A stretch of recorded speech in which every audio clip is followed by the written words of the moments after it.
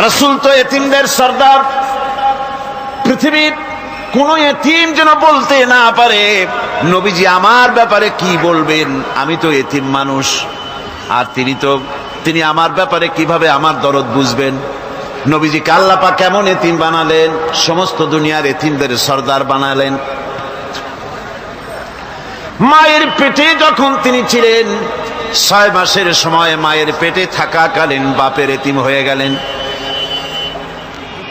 যখন প্রসব বেদনা শুরু হয়েছে মায়ের, দুনিয়ায় যখন তিনি আসবেন, হযরতে আমেনা ঘরের ভিতরে বসে তার অবস্থাটা কি?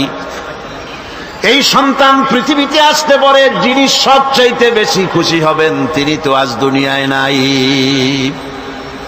মনের ভিতরে কত কষ্ট। আল্লাহ রাব্বুল আলামিন তার হাবিবকে দুনিয়া আনলেন। রাসূলের দাদা ঘরের সামনে তাঁবুর সামনে দাঁড়ায়া তায়েফ থেকে আগত সাদিয়া গোত্রের লোকদেরকে বলতেছেন, এই ঘরের ভিতরে একটা এতিম বাচ্চা আছে, বেশি টাকা কড়ি দেওয়া যাবে না, যদি দয়া হয় নিয়ে যাও। গরিব মানুষ, এতিম মানুষ দেখে শুনে কেউ আর নিতে চায় না। সবশেষে এলেন ভাগ্যবতী মেয়ে, ভাগ্যবতী মহিলা হযরতে হালিমাতুস সাদিয়া। তিনি এসেছেন, কোনো ছেলে পেলে পায় নাই, সকলের শেষে তিনি এসেছেন। আব্দুল মুত্তালিব বলছেন, এই ঘরের মধ্যে একটা এতিম বাচ্চা আছে, দয়া হলে নিয়ে যেতে পারো। তিনি স্বামীর সঙ্গে পরামর্শ করলেন, এরপরে বললেন, যদি দেখতে অন্তত ভালো হয়, মন যদি ভালো লাগে নিয়ে যাব, একেবারে খালি হাতে ফিরে যাওয়ার চাইতে তো ভালো। হযরতে হালিমা বলেন, আমি ঘরের মধ্যে প্রবেশ করলাম, মা আমিনার কোল থেকে শিশু মুহাম্মদ সাল্লাল্লাহু আলাইহি ওয়াসাল্লামকে যখন আমি কোলে নিলাম, আমি হুজুরের চেহারার দিকে নজর করে দেখলাম, আমার কাছে মনে হলো যেন পূর্ণিমার চাঁদটা আমার কোলে ধরা দিয়েছে। রাসূল কি শিশু মুহাম্মদ সাল্লাল্লাহু আলাইহি ওয়াসাল্লাম কি যখন নিয়ে বাড়ির দিকে রওনা হলাম, যে গাধা আমার সকলের পেছনে এসেছে সেই গাধা এখন সকলের আগে ছুটে চলে যায়। এরপরে বাড়ি যখন নিয়ে গেলাম, কুয়ায় পানি বাড়লো, গাছে ফসল বাড়লো, খেজুর গাছে খেজুর বাড়তে লাগলো, জমিনে ফলন বেড়ে গেল। রাসূলের দুধ বোন সাইমা রাসূলকে নিয়ে মুহাম্মদ সাল্লাল্লাহু আলাইহি ওয়াসাল্লাম তাকে দোলনা নিয়ে দোল দিতেছে। কি আশ্চর্য অবস্থা! সাইমা তাকে দোল দিচ্ছে আর বলতেছে, বেঁচে থাকুক মুহাম্মদ সাল্লাল্লাহু আলাইহি ওয়াসাল্লাম, সে দীর্ঘজীবী হোক।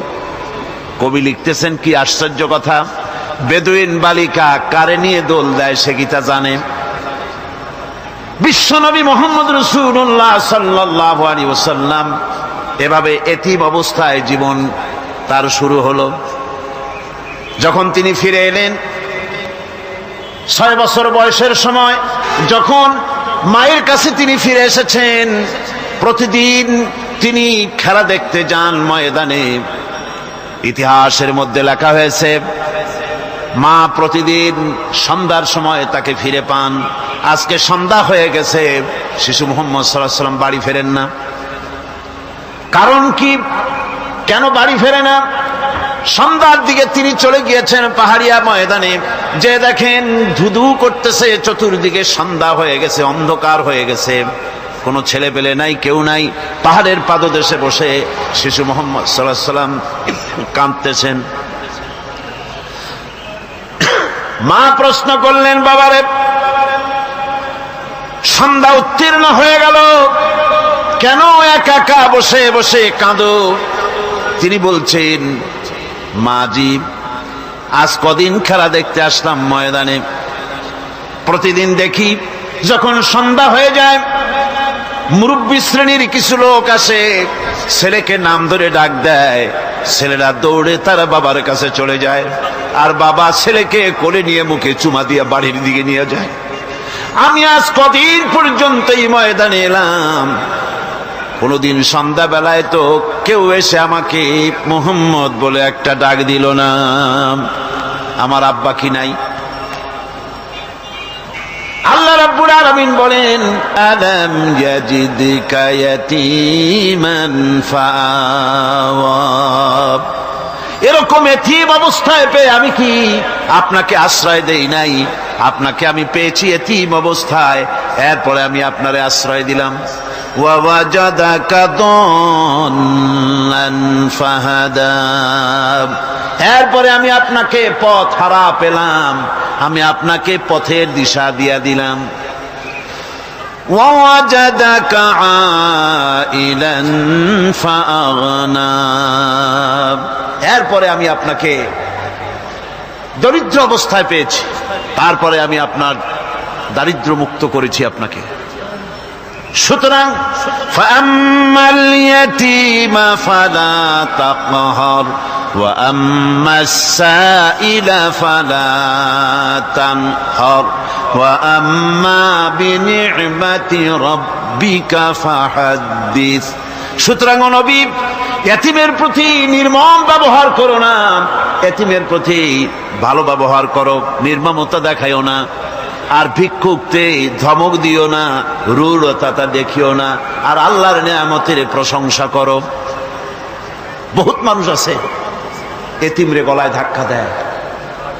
মানুষ যখন ভিক্ষা নিতে আসে, গরিব মানুষ ভিক্ষা চাইতে আসছে, ওই মেয়ে আত্মহত্যা জানো, দোয়া কুনুত জানো, বাড়ি যেয়ে কাজ করবা, এই সব আজে বাজে কথা বলে ভিক্ষা দেয় না।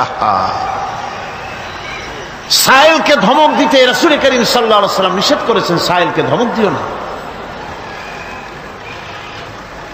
গাড়িতে বসে যাচ্ছেন সাহেব, ট্রাফিক মোড়ে যখন সিগন্যাল জ্বললো, গাড়িগুলি দাঁড়ায় গেল, ফকির এসেছে, হাত নাই পাও নাই, বুড়া মানুষ, একটা পয়সা বার করে না। আবার এই মানুষটি ওই ফকিরকে ধমক দিয়া বার করে দিল। এরপরে এই লোকটি যখন কোনো মাজারের কাছে পৌঁছে গেল, 500 টাকার কড় করে নোটটা ফেলে দিল। বলেন টাকা দরকার কার? মরা মানুষের না জিন্দা মানুষের? কার দরকার? যার টাকা দরকার ছিল তারে দেওয়া হলো না, যার দরকার নাই তারে দেওয়া হলো। এরপরে লোকটা না খেয়ে যখন মারা গেল, পথের ফকির, রাস্তার ফকির, না খেয়ে মারা গেছে। এরপরে তার কাফনের কাপড় নাই, লোকটাকে রাস্তার উপরে শোয়া একটা ছেঁড়া কাপড় দিয়ে ঢেকে রেখেছে। বড় লোকেরা, সাহেবরা তখন গাড়ি দাঁড় করে আর 5টা টাকা 2টা টাকা করে তার লাশের উপরে মারতেছে। এটা মানবতার এর চাইতে লাঞ্ছনা, মানবতার জন্য এর চাইতে গঞ্জনা আর কিছুই হতে পারে না। মানবতার প্রতি লাঞ্ছনা, এর থেকে আর দুর্গতি কি হতে পারে? বেঁচে থাকার সময় 1টা টাকা আপনি দিলেন না, মরে যাওয়ার পর বিদায় হয়েছে বালাই, এখন দেওয়া শুরু করেছে।